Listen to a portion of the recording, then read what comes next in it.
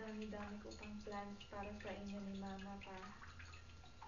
Mm, everyday, bago ako matulog, pagising ko, ikaw ang iniisip ko.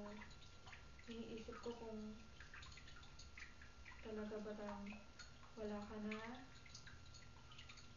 Talaga bang hindi ko na maririnig yung voice mo? Hindi na kita ma-hug or kiss? Sobrang miss na ka pa. Minsan, dinarasal ko na lang na i-guide ako ni Lord kasi baka hindi ko makaya.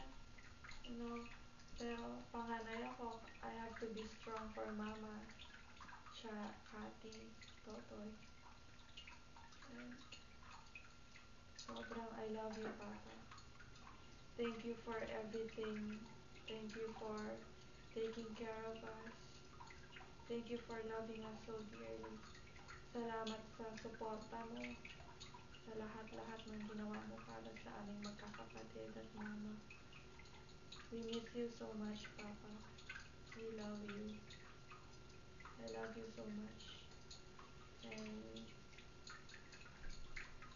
kahit hanggang sa apo sa tuhod ko, kikilala ka, Papa. You are a legend. Marami kang tinulungang tao.